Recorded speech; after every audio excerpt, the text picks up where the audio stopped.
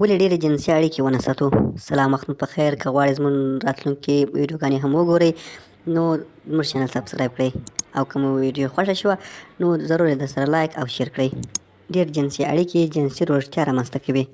په دې اړوند په افغانستان کې ډېر خلک سر نه خلاصوي. که څه هم خلک یې ډېر جدي نه نیسي، خو هغه رواني ګډوډي ده چې د کورنۍ د ګډ ژوند ستنې لړزوي او بیخ یې باسي. پخوا ارواپوهانو له حده ډېر جنسي اړیکې رواني ګډوډي اختلالونه نه ګڼلې، ځکه چې په دې اړوند کره څېړنې نه وې. خو په څو وروستیو کلونو کې دا پوښتنې په پرله پسې ډول مطرح کېږي چې آیا ډېرې جنسي اړیکې ناروغي ده، او نورو نومونو هم یادېږي، لکه جنسي تړاو، له حده ډېر جنسي اړیکې، او د جنسي کړو ګډوډي او داسې نور. د افغانستان ارواپوهانو په ځینو لیکونو کې مې لوستي وه چې ډېرې جنسي اړیکې خیال له منځه وړي، او دا مسله په جنسي اړیکو کې خورا مهمه ده، ځکه چې خیال د جنسي اړیکو خوند ډېروي، او د دې لامل ګرځي چې اړیکې د دواړو لپاره جذابه شي.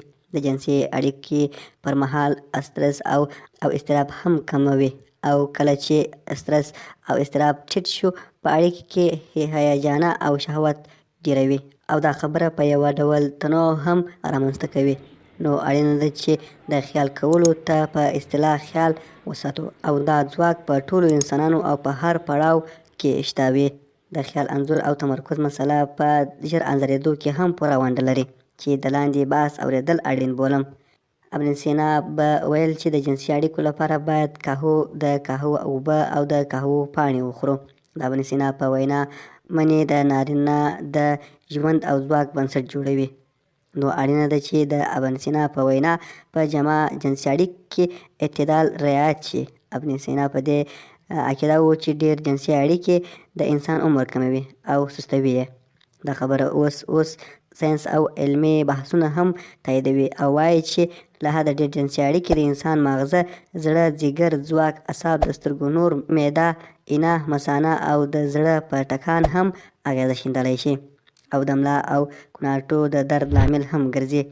ډېر ځله یې لامل دا وي چې بدن د منیو لپاره خپل ځانګړي پړاوونه لري، او باید خپل وخت ورکړل شي.